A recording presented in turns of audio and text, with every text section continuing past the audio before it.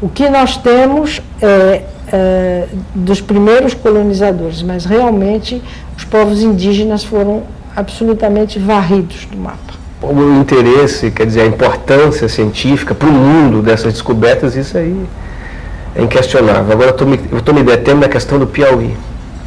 No que isso favoreceu o Piauí turisticamente, economicamente, socialmente, politicamente, quer dizer, na nossa autoestima, que é uma das causas do nosso atraso. É nesse ponto que eu quero colocar, se a senhora tem consciência disso. Bem, eu acho que existe a questão turística, por exemplo.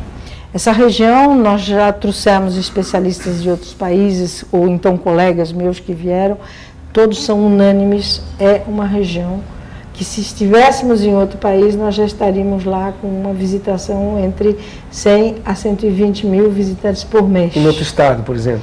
Fosse no Ceará? Talvez, se fosse no Ceará, um lugar onde tem aeroporto para chegar e onde tem hotel, porque nós temos 2, 3 pequenos hotéis. Mas, realmente, aquela região tem um potencial que eu compararia ao do Grand Canyon, porque nós temos também paisagens maravilhosas e alguns baixões, como se chama aqui, boqueirões, que seriam os cânions americanos, que são extremamente bonitos, extremamente interessantes, e que, além do mais, tem também assim um apelo que ninguém explica por quê. Existem pessoas que chegam lá e querem voltar. Querem ficar. Querem ficar. Eu já vi um hindu que chegou e caiu em transe na frente daquelas pinturas. Já vi uma senhora japonesa que colocou as mãos assim, que depois disse que ela sentia a energia penetrar em suas mãos. Então, tem um aspecto mágico a Serra da Capivara, que eu atribuo, talvez, a todos esses milhares de pessoas, dessas culturas indígenas, energias, né? Que viveram lá e que viveram aquilo.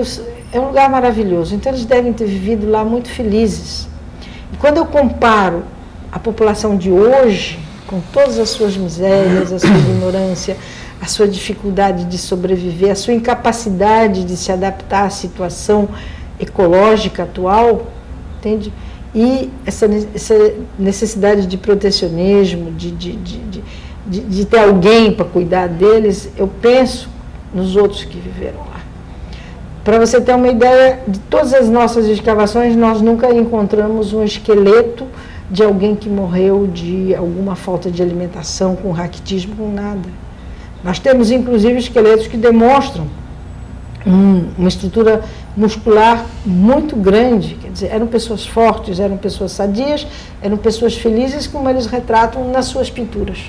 As pinturas são extremamente lúdicas, os cerimoniais são extremamente elaborados, e depois nós podemos acompanhar esse desenvolvimento dessas pinturas, desde figuras que começam pequenininhas, simples e vão evoluindo, até figuras que nós temos de sítios que foram descobertos recentemente, com figuras humanas de mais de 3 metros de comprimento, que podem ser vistas de longe, completamente adornadas, pintadas com... Quer dizer, para um cerimonial...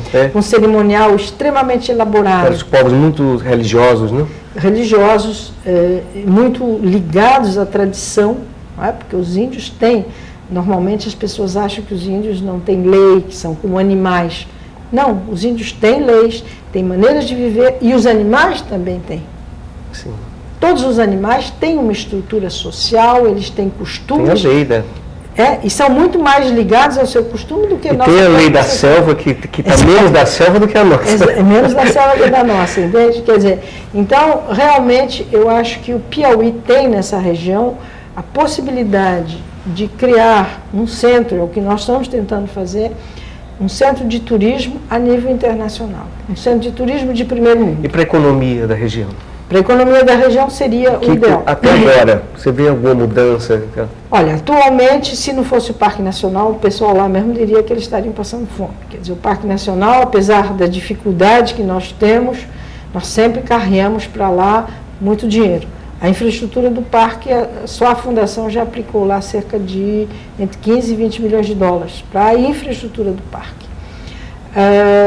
Atualmente, nós temos mais ou menos 60 funcionários trabalhando.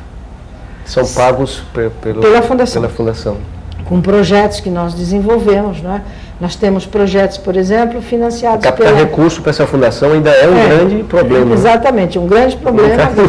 Alguns recursos vêm do governo federal, outros recursos vêm pela Lei Rouanet, porque como nós somos um patrimônio da humanidade, reconhecido pela Unesco. A Unesco reconheceu. Dá algum recurso também? Não, ela não tem dinheiro para dar dinheiro diretamente, mas, por exemplo, ela coopera com técnicos, com consultorias, então isso nós podemos obter. Ela abre as portas, não? Abre as portas e depois ela nos deu esse selo de patrimônio da humanidade, que é um selo realmente o mais importante para se ter no mundo todo.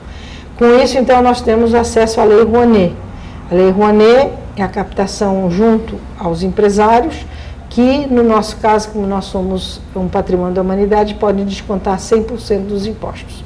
Então é isso, com isso que a gente carrega dinheiro para lá. Eu me fiz essa pergunta, doutora Aniele, porque eu sei que o seu interesse é um interesse científico.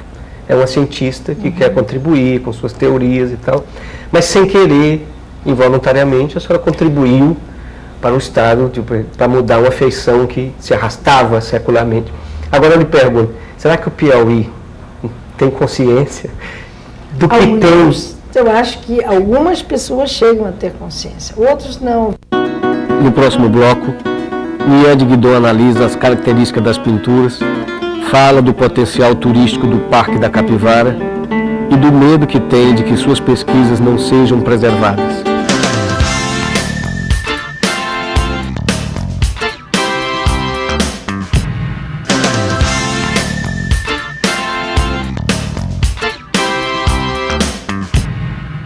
Eu sei que o seu interesse é um interesse científico.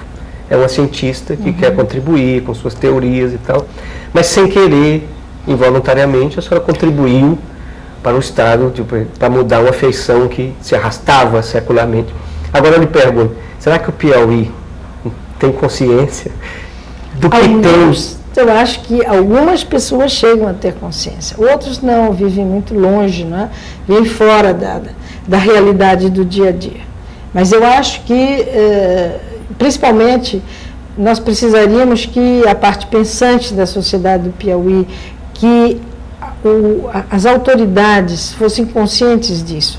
Você disse, eu sou uma cientista, de repente eu estou aqui tentando fazer funcionar um centro turístico. Por quê? Porque o meu pavor é que essas pinturas sejam depredadas, que esses sítios, que são únicos no mundo, sejam estragados para sempre, porque depois não se pode voltar atrás.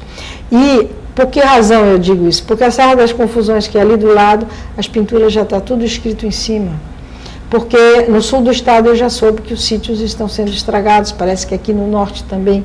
Então, aquela região nós estamos guardando com unhas e dentes, porque ela é importantíssima para o conhecimento da origem dos índios brasileiros. Doutora Aniele, a senhora falou do fascínio que o parque exerce, aqueles monumentos, né, geológicos, arqueológicos, no Hindu. Foi mais ou menos o mesmo fascínio que a senhora sentiu quando chegou lá pela primeira vez? Não, eu infelizmente sou uma cientista meio fria. O que eu achei foi a beleza da paisagem, isso, belo é alguma coisa que realmente me impacta muito, né? E as pinturas. Porque eu fiz arqueologia na França e fiz a especialização em pinturas. Então eu conheço as pinturas europeias muito bem, as da África, da Austrália. E eu achei essas daqui, elas são assim uma história em quadrinhos. Tem atrás delas assim uma tradição enorme, você vê isso, entende? E uma tradição divertida, uma coisa assim leve, um espírito que eu acho realmente um espírito capaz de viver a vida alegremente. Ironia, né? Depois uma vida feliz. Quer dizer, eu vejo aquelas pinturas, eu vejo retratada a felicidade desses povos. Se pudesse dizer assim, definir com uma palavra todo o contexto dessas artes, você diria o quê? Dessas pinturas? Dessas pinturas. Que